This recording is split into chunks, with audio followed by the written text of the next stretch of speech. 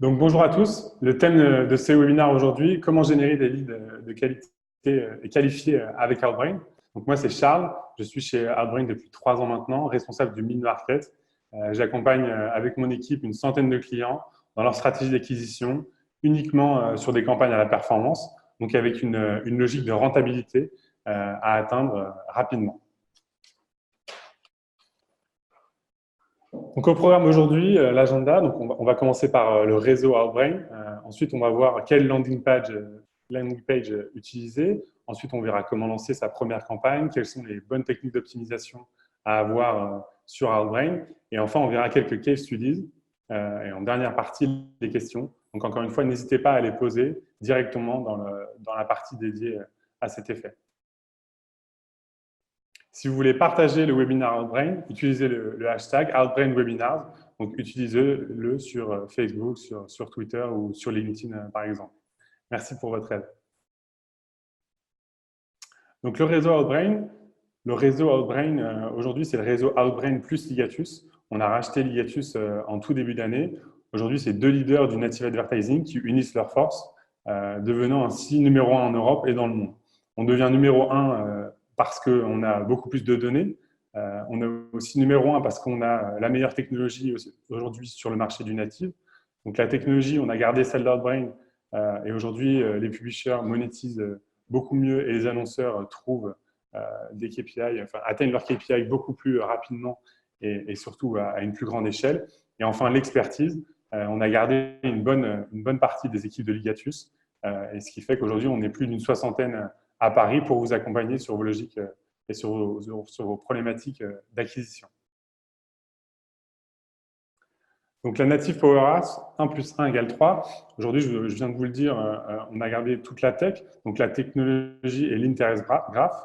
On est capable aujourd'hui de calculer et en fait, on a développé ce qu'on appelle le Outbrain Interest Graph, c'est-à-dire qu'on est en capacité de comprendre ce qui intéresse les lecteurs en fonction de ce qu'ils lisent actuellement, de ce qu'ils ont fait avant sur Internet, et c'est ce qui nous permet de leur afficher la bonne campagne, le bon message au bon moment. Ensuite, on a beaucoup plus de data. On dit qu'on a 2 fois plus de data qu'avant, ce qui nous permet d'avoir un meilleur targeting et surtout des meilleurs résultats plus rapidement. En termes d'audience, ça veut dire beaucoup plus de pages vues, beaucoup plus de placements, et ce qui nous permet de scaler des campagnes vraiment dans le monde entier. Donc, en termes de publishers, aujourd'hui, on est installé sur énormément de publishers en France et à travers le monde, uniquement avec des très belles marques. Ici, on a l'équipe, donc c'est un univers plutôt masculin dédié au sport. Ensuite, on a un portail historique comme Orange qui convertit très bien sur une audience un peu plus senior, mais vraiment partout en France. Ensuite, on a des grands portails d'information, des grands médias, Le Parisien, TF1, France Télévisions, Femmes Actuelles. Ensuite, on a MSN qui nous permet d'avoir une force de frappe inédite, qui nous permet de scaler et du coup de targeter des utilisateurs vraiment dans n'importe quel pays. Ensuite, on a Le Monde, qui est une très belle marque avec une audience très qualifiée. Et ensuite, on a des univers un peu plus spécifiques comme Gala, Capital, Les Échos, l'Obs. Tout ça, c'est en finance. Et après, des grands portails d'information, RTL, BFM, qui sont extrêmement consultés, ce qui nous permet d'avoir un reach à 91%. Donc ça aussi, c'est inédit. Et ça montre bien la puissance d'Outbrain aujourd'hui en France et à travers le monde. Donc les ads d'Outbrain, elles sont natives et elles sont intelligentes. Lorsque vous êtes en train de lire un article, à la fin, vous avez les recommandations Outbrain, toujours avec une image, un titre et le nom de la marque. Vous avez aussi de la vidéo, parce que maintenant, on fait de l'outstream, c'est-à-dire que la vidéo se déclenche à partir de 1 pixel vu sur la page. Une fois que la vidéo est terminée, elle se ferme et vous continuez votre expérience de découverte de contenu. On a aussi un carrousel, ici avec Airbnb, où vous choisissez votre prochain appartement à New York. Et enfin, l'expérience continue, toujours avec de la vidéo et Nike, ici avec LeBron James. Donc là, vous regardez une vidéo, vous êtes en train de découvrir du contenu, et à partir du moment où vous cliquez sur la vidéo, puisque toute la vidéo est cliquable, à ce moment-là, vous êtes redirigé vers le site de Nike. Donc ça, c'est vraiment l'expérience Outbrain, découvrir du contenu varié en fonction de ce que vous avez fait avant, de ce que vous êtes en train de lire et de ce qui est le plus diffusé actuellement sur notre réseau. Maintenant, on va parler des landing pages. Donc, la landing page, c'est la page de redirection, c'est votre page. Donc, je vais vous montrer quelques exemples de landing pages qui fonctionnent actuellement pour nos clients en France et à l'étranger. Donc d'abord, on a une landing page immobilier, donc téléchargement de livres blancs.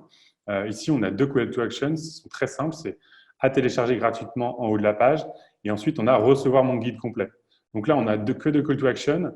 Finalement, on a peu d'informations sur la page, mais comme le ciblage a été fait avant, au moment de la recommandation, avec le titre et l'image, finalement, si on a bien ciblé son audience, ça c'est une landing page qui fonctionne très bien, puisqu'il y a très peu d'informations dessus, il n'y a pas trop de portes de sortie. Par contre, les deux seuls qu'il y a, c'est des call to action, où derrière, on remplit son mail, son nom, son prénom, et derrière, on commence à recevoir son guide sur la création d'une SCI. Donc ça fonctionne très bien. Ensuite, on a une landing page AXA sur Assurance Auto.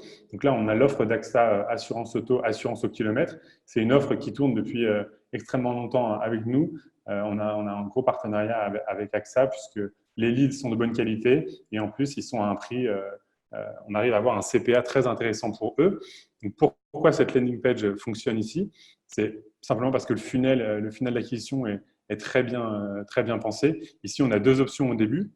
Ce qui est assez rare, normalement on n'en a qu'une seule. Ici, on laisse le choix à l'utilisateur. Soit vous rentrez votre plaque d'immatriculation, et d'ailleurs c'est inscrit, c'est marqué c'est plus rapide, donc ça donne vraiment envie de le faire. Et si derrière vous n'avez pas votre numéro d'immatriculation et que vous avez simplement la marque et le modèle, à ce moment-là, vous rentrez votre marque et votre modèle et vous avez du coup un devis presque instantanément grâce à ce funnel qui est bien pensé. Donc là aussi, on est sur des taux de conversion qui sont très élevés. Ensuite, vous avez une landing page sur ce qu'on appelle l'énergie chez nous, la verticale énergie, avec le solaire, l'énergie, les combres. Ici, comme c'est un sujet un peu particulier, tout le monde n'est pas forcément au courant de ce à quoi il peut avoir droit. En fait, on va avoir un petit texte explicatif qui explique la loi, êtes-vous éligible ou non. Derrière, on va avoir un formulaire qui est assez bien pensé, puisqu'en fait, on va cliquer simplement sur son mode de chauffage ici, électricité, gaz, fuel, et on n'a pas besoin de cliquer sur un bouton suivant. Finalement, dès qu'on clique sur une des réponses, ça passe automatiquement à la question suivante. Ça évite un clic. Là, il y en a très peu. Ça permet de savoir en un laps de temps assez court si on est éligible ou pas. Et du coup, c'est ça qui fait que le conversion rate est très élevé ici. Ensuite, on a la landing page comme j'aime. Si vous regardez un petit peu la télé, forcément, vous êtes tombé sur comme j'aime. Mais il faut savoir que comme j'aime, on les aide aussi à faire énormément de leads chaque jour sur notre réseau. Ici, ils ont vraiment une landing page excellente puisqu'ils ont un formulaire qui est dédié et qui est séparé entre sexes, entre femmes et hommes. Vous avez aussi une image avant-après qui incite énormément à s'inscrire. Après, vous avez quelques claims qui sont intéressants. Perdez 20 kg en 3 mois, tester une semaine gratuite. Donc ça fonctionne très bien. Et ensuite, on ne voit pas la suite de la page, mais on imagine facilement des points sur des claims qui nous facilitent et qui donnent envie de s'inscrire en fait. Soit des témoignages, soit des vues à la télé. Donc n'hésitez pas à aller vous balader sur le site de Comme J'aime et vous verrez cette landing qui fonctionne très bien pour eux. Ensuite, on a Panorabank. Donc, Panorabank, c'est un comparateur de banques. Là aussi, le funnel est très bien pensé, puisqu'en fait, vous avez simplement deux questions auxquelles répondre. C'est quelle est votre banque actuelle et quelle est votre carte bancaire. Donc, simplement avec ces deux informations-là, Panorabank est en mesure de vous proposer et de vous faire économiser de l'argent. C'est-à-dire le claim qui est sur la page, jusqu'à 300 € d'économie par an, donc c'est quand même pas négligeable. Ici, il y a un seul call to action, c'est je compare. C'est ce qui fait la force de cette landing page, c'est la simplicité. Et ensuite, la landing page, le cible français. Donc ici, on a décidé de segmenter les campagnes par sexe, c'est-à-dire hommes et femmes. On a fait des campagnes pour lui, donc on a utilisé uniquement des images avec des hommes, et ensuite des campagnes pour elle, où on a utilisé uniquement des campagnes avec des femmes. Ça aussi, ça marche très bien et c'est facile de le faire avec Outbrain. On a simplement à séparer les campagnes, mais on en reparlera un tout petit peu après. Après, ce qui marche bien forcément pour les e-commerce, c'est d'avoir une barre de recherche facilement accessible avec les catégories à gauche où on peut cliquer et du coup être redirigé rapidement vers la catégorie qui nous intéresse. Et aussi la taille, ça permet d'éviter l'effet déceptif et de se promener sur un produit et pour se rendre compte après que sa taille n'existe pas. Donc toutes ces landing pages fonctionnent très bien. Si vous avez des questions, on est là pour vous aider. N'hésitez pas à nous envoyer derrière vos landing pages. On a quand même une bonne expérience de ce qui fonctionne, où est-ce qu'il faut placer ces call to action, quels sont les mots qui ont un impact sur le taux de conversion. Donc vraiment, n'hésitez pas à nous les envoyer. Ensuite, comment lancer sa première campagne? Lancer sa première campagne, c'est assez facile. N'hésitez pas, encore une fois, à nous appeler. On fera un petit kick-off call de la formation, c'est-à-dire une formation plateforme, savoir ce qu'il faut connaître dans le dashboard, quels sont les reports à utiliser et comment s'en servir. Donc, comment créer des campagnes efficacement? Il faut d'abord séparer les devices. C'est important de bien séparer desktop, tablette et mobile, tout simplement parce que les comportements dessus sont différents. Il faut séparer les types de campagnes aussi. On va souvent commencer par une campagne discovery, c'est-à-dire qu'on va aller afficher votre contenu à des nouveaux utilisateurs qui cherchent à découvrir du nouveau contenu. Donc ça, c'est important. Mais par contre, il faut bien séparer lookalike, retargeting, campagne par interest, campagne avec un objectif de conversion. Tout ça, c'est des modes de bidding différents qui font que les campagnes doivent être séparées. Ensuite, il faut définir un CPC de départ. Ça, c'est à vous de le faire et aussi avec votre account manager. Donc, le CPC est très différent sur desktop, sur mobile, sur tablette, mais il va être aussi très, très différent selon votre business. Si par exemple, vous faites du B2B, vous savez qu'il va falloir payer un peu plus cher parce que la niche, enfin la cible, pardon, est beaucoup plus petite. Alors que si vous avez un contenu plus grand public, comme, je sais pas moi, du travel ou du retail, du e-commerce, là, vous allez pouvoir toucher un plus grand nombre. Du coup, le CPC sera un peu plus bas. Ensuite, avant de commencer, il faut bien sûr installer le pixel. Installer le pixel, ça va nous permettre de traquer les conversions, mais ça va aussi nous permettre de capter 100% du trafic. Si votre pixel n'est pas conditionné, en fait, on va créer un bassin d'audience qui va capter tous les visiteurs de votre site. Ça sert à deux choses principalement. Si vous voulez vous assurer d'un taux de nouveaux visiteurs élevé, on va exclure les personnes qui ont visité votre site récemment. Si vous voulez faire du retargeting, à ce moment-là, on va utiliser ce segment pour aller retoucher des utilisateurs et du coup faire des campagnes retargeting. Ensuite, il faut vérifier les écarts de statistiques. Quel que soit votre analytics, il faut vérifier ce qui est dans notre dashboard, donc le dashboard Outbrain. Ensuite, ce que vous avez dans votre CRM, ce que vous avez sur Analytics, par exemple. Ensuite, quelles audiences pour quelle campagne? Bien sûr, il faut créer des audiences avant le lancement de vos campagnes. Ça va vous permettre d'ailleurs de les utiliser pour aller toucher un nouveau public, pour faire du retargeting, faire du lookalike. Donc, faire un segment de tous les visiteurs. Là, on va prendre tous les visiteurs de votre site, on va les mettre dans un segment pour de l'exclusion ou du retargeting. Ensuite, on va faire un segment de tous les convertisseurs. Ça va nous permettre deux choses. Ça va nous permettre de les exclure. Donc, on va éviter de retoucher les gens qui ont déjà converti sur votre site. Mais ça va aussi nous servir à faire du lookalike. En fait, on va se servir des personnes qui ont déjà converti pour aller toucher des personnes au profil similaire sur notre réseau. Donc ça, c'est vraiment très intéressant. C'est une feature qui a été lancée il y a 3 ans maintenant et qui fonctionne extrêmement bien sur toutes les devices. Donc, il faut absolument l'utiliser. Ensuite, audience ciblée.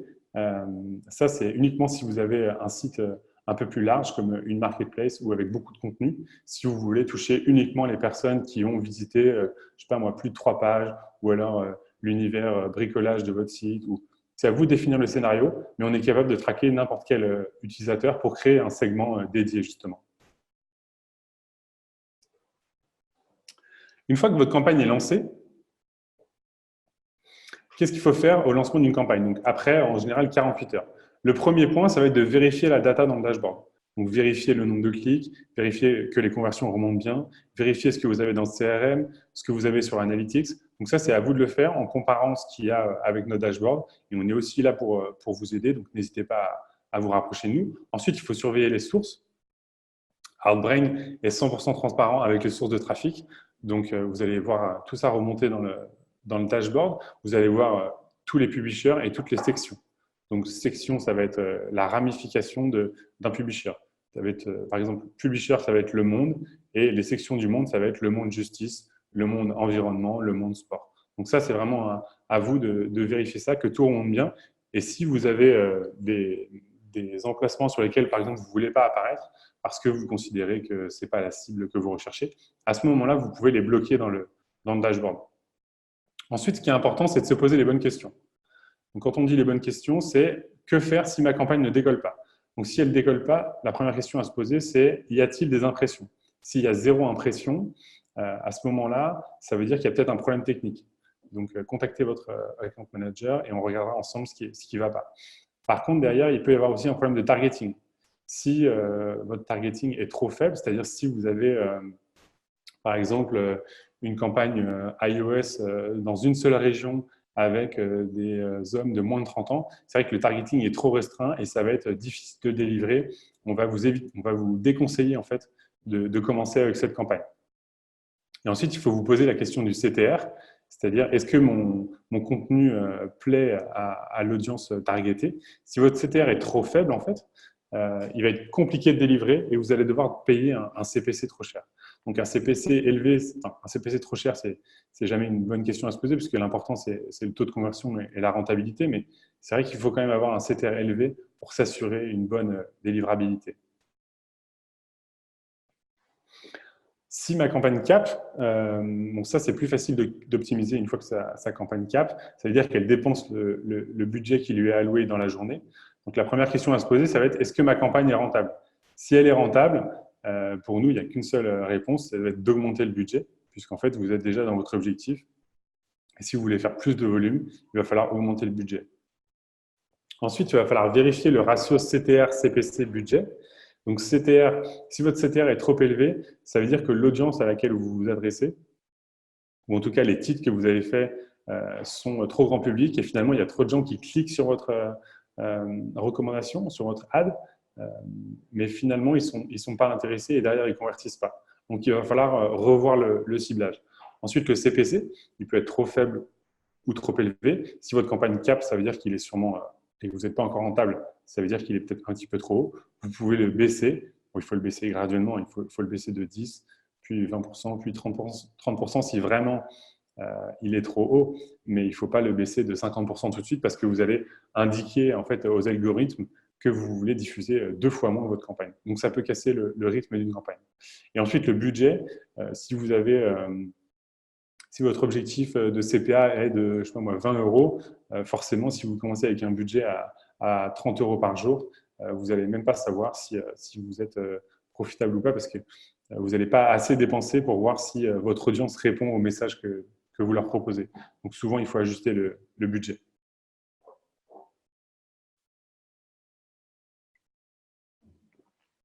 Ensuite, sur les techniques d'optimisation, une fois que votre campagne est lancée, il faut absolument commencer à optimiser. Donc, optimiser, ça veut dire optimiser le CTR. Une recommandation à Outbrain, aujourd'hui, on fait de la recommandation in-feed, on fait de la recommandation en bas de page, on fait de la vidéo, donc on fait de l'outstream, on fait du click-to-watch, on a énormément de formats. Le format principal reste quand même image, titre et nom de la marque. Donc, il faut travailler sur ces titres. Les titres, c'est ce qui va faire le CTR. Il faut isoler les meilleurs titres, c'est-à-dire une fois que vous avez trouvé un titre qui fonctionne, vous pouvez l'isoler, c'est-à-dire créer une campagne avec ce titre qui fonctionne bien et derrière trouver 3, 4, 5 images qui vont vous permettre de créer une campagne avec 5 variations et du coup d'isoler, en isolant le meilleur titre en fait, vous allez pouvoir tester ce titre-là avec d'autres images et ce qui va rajouter une campagne et ce qui va vous donner une nouvelle chance de gagner votre place en fait sur la marketplace et d'aller toucher des utilisateurs intéressés par votre business et par votre message. Donc, quand je dis tester les titres très régulièrement, c'est vrai qu'il faut être créatif. Il faut donner envie à l'utilisateur de cliquer. On est vraiment, à la différence du push advertising, on est dans le pull advertising. Donc, c'est l'utilisateur qui choisit de cliquer sur votre recommandation. Donc, il faut vraiment lui donner envie. Il faut poser des questions. Il faut, peut-être parfois, en période de solde ou de French Days ou de Black Friday, il faut mettre des promos intéressantes. Et après, tout au long de l'année, il faut être créatif pour donner envie en fait, à l'utilisateur de cliquer dans la recommandation. Ensuite, il faut optimiser le CPC, tester l'élasticité du CPC pour évaluer sa rentabilité. En fait, un CPC, ce n'est jamais un objectif en soi. On a encore quelques clients qui nous disent voilà, je veux payer un CPC de 30 centimes. Ça, ce n'est pas forcément le bon raisonnement à avoir. Le bon raisonnement, c'est de définir un coût par objectif, un coût par action. Et à partir de ce moment-là, vous installez le pixel et nous, on va vous aider à atteindre cet objectif. En fait. On va vous aider à créer le bon message, à travailler sur votre page, travailler sur l'user experience de votre produit et aussi, du coup, à travailler sur le CPC. En fait, au début, on va souvent partir avec un CPC un peu plus élevé pour gagner sa place sur la marketplace et ensuite, on va l'ajuster en fonction des performances. Ensuite, il va falloir optimiser les sources. Donc, comme je vous disais, on a un rapport dans le dashboard qui s'appelle By Publisher et By Section. Donc, c'est au même endroit dans le dashboard. By Publisher, ça va être, ici, on a l'exemple de 20 minutes, Le Parisien, Le Monde, France Info, BFM TV. Donc, on a exclusivement des belles marques, des grands carrefours d'audience. Et en fait, quand je dis optimiser les sources, ça veut dire que vous pouvez bloquer ces sources-là si jamais les performances ne sont pas bonnes dessus. Par contre, il faut éviter de bloquer un publisher en entier. Il vaut mieux bloquer des sections. Donc, par exemple, il vaut mieux bloquer la section Le Monde Environnement, Le Monde Sport ou Le Monde Justice, au lieu de se bloquer de tout le publisher Le Monde, en fait. Donc ça, vous avez vraiment toute la granularité nécessaire pour faire ces optimisations. Puisque vous avez un CPA associé par publisher, vous avez un CPA associé par section, et vous avez toutes les données nécessaires pour bien optimiser et comprendre ce que fait l'utilisateur sur votre site. Donc ça va être plutôt via votre analytics. Mais après, en termes de performance par section ou par publisher, ça, ce sera justement dans le dashboard Outbrain. Et après, on a ce qu'on appelle le CPC par section, donc CPC by section. Ici, ça va vous permettre de booster. Donc, de booster l'enchère sur certaines sections. Donc, si une section est vraiment rentable, vous allez avoir envie de gagner plus d'enchères sur cette section. Et du coup, vous allez pouvoir booster le CPC. C'est là que vous pouvez mettre plus 10, plus 20, plus 30%, plus 40%, autant que vous voulez, jusqu'à 100%. Et après, si une section marche un tout petit peu moins bien, vous pouvez, au lieu de la couper, vous pouvez aller baisser le CPC. Donc ça, vous allez mettre, pareil, moins 10, moins 20, moins 30% sur cette section-là pour baisser un peu le CPC. Et au lieu de la couper entièrement, vous allez continuer à diffuser dessus, mais à un CPC un peu moins cher. Et là, vous pouvez du coup devenir rentable sur cette section. Et ensuite, les autres techniques d'optimisation. Donc bien sûr, il y a les campagnes best-of.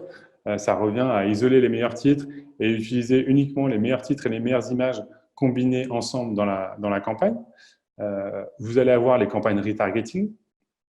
Donc retargeting, on va utiliser des bassins d'audience, donc soit tout votre site, soit uniquement certaines rubriques de votre site, soit les personnes qui ont été touchées dans un temps 1 dans une campagne, par exemple. Donc ça marche très bien.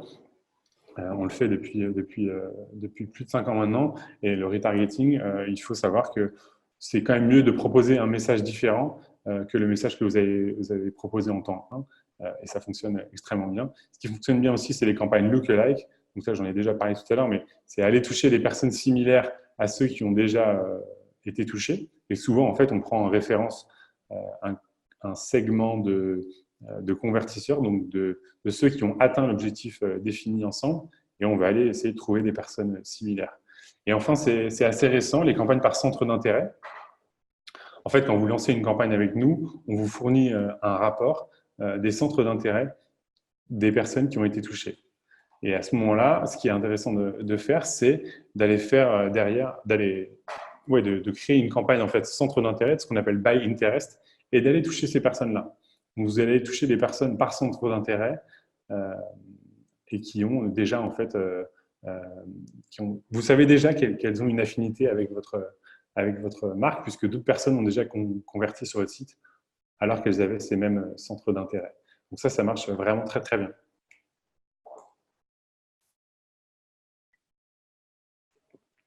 Maintenant, on va passer aux case studies. Encore une fois, si vous avez des questions, n'hésitez pas à les poser dans la box en bas de l'écran et on y répondra à la fin.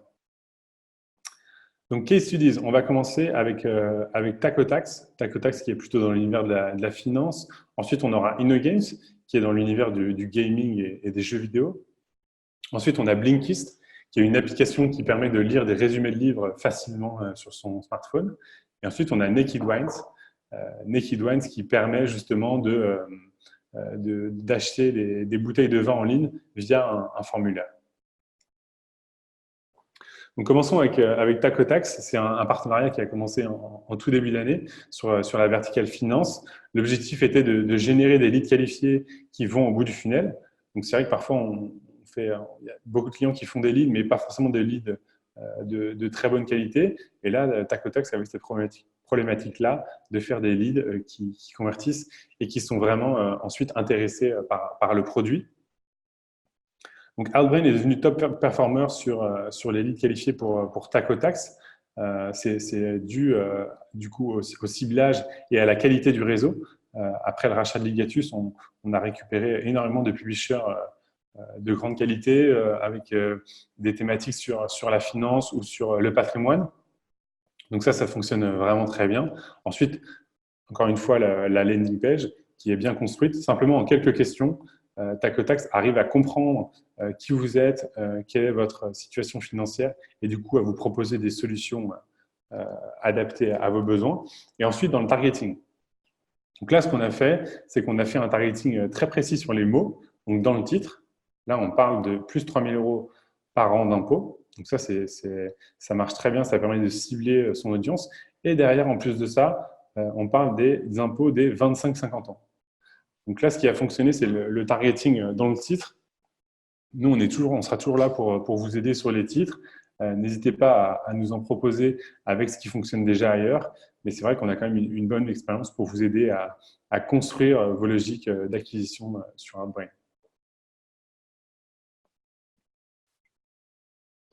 Ensuite, on passe à InnoGames. InnoGames est un partenaire historique vraiment d'Outbrain.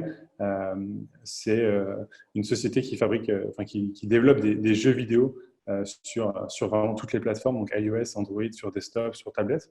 L'objectif était forcément d'apporter des nouveaux utilisateurs via en fait des téléchargements. Mais l'objectif est surtout d'apporter des téléchargements avec des personnes qui convertissent et qui vont dépenser derrière, qui vont acheter dans le jeu. Donc là, ce qu'on a fait, c'est qu'on a vraiment dédié on a décidé d'être très précis dans le targeting. On a fait des campagnes desktop, des campagnes mobiles, des campagnes par OS. Sur desktop, on fait même des campagnes par browser, puisque les comportements sont différents. Ce qui a très bien fonctionné aussi, c'est les campagnes lookalike. Donc en fait, au lieu de faire un lookalike uniquement sur les personnes qui ont téléchargé le jeu, on a fait un lookalike sur les personnes qui ont dépensé dans le jeu. Donc c'est très différent, les segments sont beaucoup plus petits, mais par contre, c'est beaucoup plus rentable pour la marque. Ça permet d'atteindre ce qu'on appelle une lifetime value 15% supérieure à tous les autres partenaires avec l'acquisition d'InnoGames, notamment sur iOS. Et surtout, avec notre force de frappe, qui est vraiment mondiale aujourd'hui, on apporte tous les mois plus de 200 000 joueurs à InnoGames. Donc, c'est vraiment une belle collaboration et c'est dû à vraiment ces techniques de ciblage, à l'utilisation de toutes les features qu'on développe. J'ai parlé du lookalike, mais il y a aussi forcément du retargeting. Et après, à une bonne collaboration aussi au niveau du tracking avec ce qu'on appelle le server-to-server integration, où en fait, on a exactement la même donnée qui est à disposition pour tous les partenaires. C'est-à-dire qu'on a zéro discrepancy entre ce que InnoGames récolte et considère avoir comme joueur et ce qu'on a dans le dashboard. Donc en fait, c'est eux qui nous fournissent la donnée et ça nous permet de beaucoup mieux optimiser pour performer en fait. Autre case study très intéressant, c'est Blinkist. C'est une application qui n'est pas très connue en France, mais qui va arriver rapidement. Blinkist permet en fait de lire des résumés de livres sur son smartphone. Donc il y a quelques applis concurrentes en France. L'objectif, c'est toujours d'apporter des téléchargements, mais là où on va être très bon, en fait, c'est d'apporter des abonnements. On travaille beaucoup avec des apps où il y a de l'abonnement dedans, puisque notre utilisateur moyen va dépenser beaucoup plus que n'importe quel autre utilisateur sur un autre réseau. Donc, en fait, là, l'objectif, c'était d'apporter des nouveaux téléchargements, donc 50 000 par mois, mais surtout, le temps passé sur site est 50% supérieur au search. Donc, c'est vraiment énorme. Et surtout, le CPC est 50% plus bas que sur le social. Donc, tout le monde se plaint que le social devient très, très cher. Ça va encore plus être le cas en Q4 avec, Black Friday, avec les fêtes de fin d'année, avec Noël. Vraiment, ça va être délirant. Là, ici, on reste sur des coûts d'acquisition très raisonnables et surtout qui performent mieux. D'accord ? Donc, on a un conversion rate 20% supérieur une fois qu'on arrive sur la page. Après, ce qui est intéressant d'analyser ici, c'est qu'on est sur une application, mais par contre, Blinkist a choisi de ne pas rediriger directement vers l'App Store parce que la déperdition est trop grande. En fait, il y a beaucoup de gens qui arrivent sur l'App Store mais qui ne téléchargent jamais l'app parce qu'ils n'ont pas forcément compris quel était l'objectif de cette application. Ici, en fait, Blinkist va utiliser ce qu'on appelle une page intermédiaire avec un pop-up qui arrive par le haut où on va pouvoir installer l'application. Mais ils utilisent en fait ici un article sur les habitudes de lecture de ceux qui ont du succès. Et derrière, ça permet de donner envie et d'expliquer comment vous pouvez réussir à lire une dizaine de livres par mois, justement, grâce à cette application. Donc ça, c'est une autre façon de faire son acquisition. Et c'est vrai que ça marche très bien. Même pour le gaming, en fait, parfois, on ne redirige pas directement vers l'App Store. On va proposer une petite simulation juste avant l'App Store. Et ça va permettre de faire des joueurs beaucoup plus engagés et qui vont rester sur la durée et qui vont dépenser beaucoup plus ensuite dans l'application. Et enfin, le dernier case study, c'est Naked Wines. C'est une toute nouvelle marketplace de vin. Ici, on aurait pu croire qu'on allait rediriger directement vers la marketplace avec une sélection de vins. En fait, pas du tout. Ici, le funnel d'acquisition a été complètement repensé et ils vont en fait commencer avec un questionnaire. Donc, le questionnaire, c'est Let's Get Started. Ici, vous répondez à quelques questions. On va essayer de mieux comprendre qui vous êtes, ce que vous aimez, ce que vous recherchez dans le vin, quel est votre budget, combien vous êtes prêt à investir. Donc, ça, c'est vraiment une nouvelle façon de faire de l'acquisition. Aujourd'hui, il y a beaucoup de solutions, il y a plein de chatbots, mais c'est vrai que le questionnaire fonctionne très, très bien. Donc, n'hésitez pas à l'utiliser dans vos logiques, dans vos problématiques d'acquisition. Donc, on a apporté plus de 50 000 leads à Naked Wines récemment. Bon, ça représente 20 000 bouteilles de vin vendues via Outbrain. Mais ce qui est important de noter, c'est la lifetime value, encore une fois. C'est-à-dire qu'elle est meilleure de 40% par rapport aux autres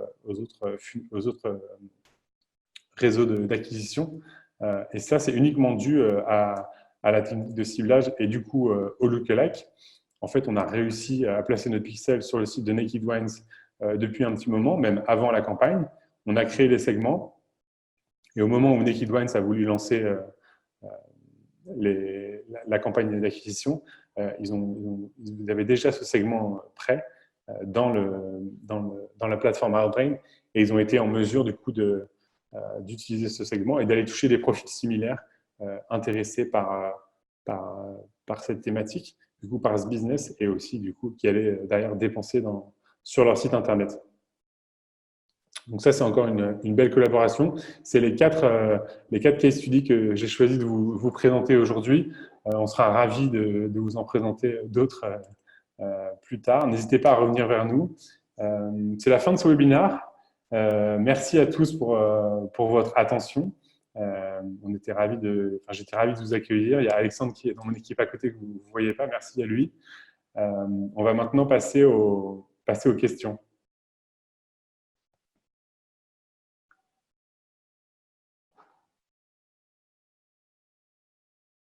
Je vais juste lire les questions sur l'écran et je vais vous répondre.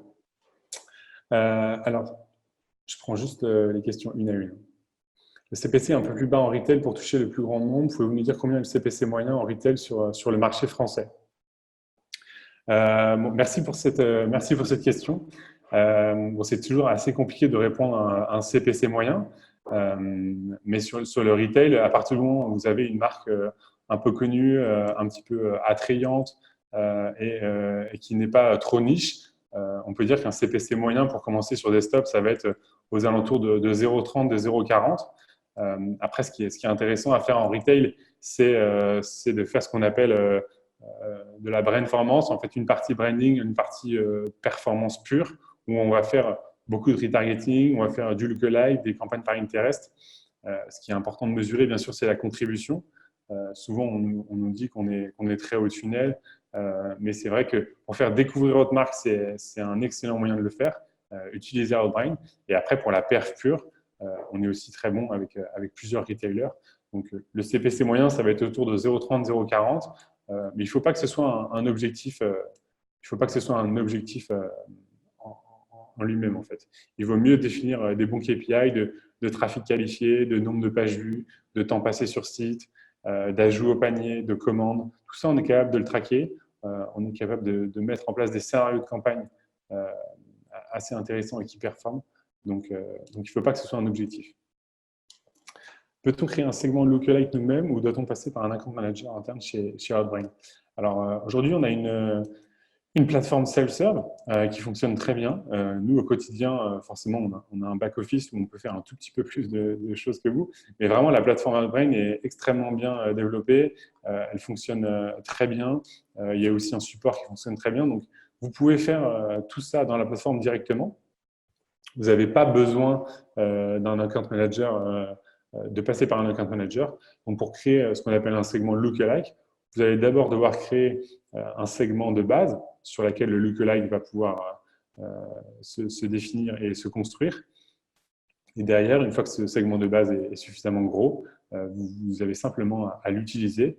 Il y a une petite icône qui marque « Créer un segment lookalike » et à ce moment-là, vous allez pouvoir l'utiliser. Séparer les devices dans les campagnes.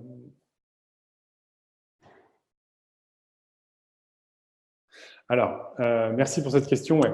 Bon, séparer les devices dans les campagnes, c'est vraiment primordial. Il y a une différence importante de résultats dans les campagnes, simplement parce que le comportement n'est pas le même, en fait. Le comportement n'est pas le même sur desktop, sur mobile. Donc, en fait, vous allez devoir séparer les devices aussi pour une question de CPC. Le CPC est un peu plus cher sur desktop. Et c'est pour ça que vous allez devoir séparer les campagnes. Là, il faut vraiment le faire. C'est vraiment primordial de séparer les devices. Ouais. Les comportements sont trop différents, les CPC sont différents. Vous allez avoir des résultats aussi. Le taux de conversion va être différent finalement. Le CPC est moins cher sur mobile puisqu'il y a plus de place. Et sur desktop, souvent, vous allez avoir des meilleurs taux de conversion, mais moins de volume. Donc, aujourd'hui, si vous avez, toutes les marques ont une stratégie et desktop et mobile, mais oui, il faut séparer les devices. Oui. Ensuite, lancer une campagne à 0,03 de CPC, est-ce utile ou pas du tout? Il y a très peu de clients qui arrivent à lancer à 0,03. Ça n'a pas d'intérêt, à moins que vous ayez une logique de monétisation directe sur votre site. Il n'y a pas de raison de lancer une campagne à 0,03. Je veux dire, le native est un tout petit peu moins cher que le social, mais c'est pas, encore une fois, avoir un CPC à 0,3, ça n'est pas un objectif et en fait, vous n'arriverez même pas à délivrer. Et ensuite, pour les outils de reporting, et écoutez, le dashboard est vraiment complet, donc n'hésitez pas à sortir tous les reports dont vous avez besoin. Vous pouvez même programmer des reports automatiques et à partir d'un certain niveau de dépenses, on peut même créer des rapports pour vous et pour votre business ou même vous brancher à l'API. Donc vraiment, n'hésitez pas à nous poser toutes les questions pour sortir justement tous ces reports dont vous avez besoin.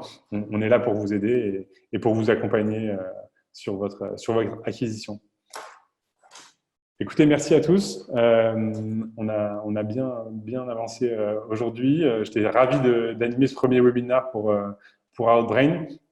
Sachez qu'on va continuer les webinaires sur des thématiques de plus en plus précises et pour avancer ensemble. N'hésitez pas à revenir vers nous. On est là pour vous aider et pour vous accompagner.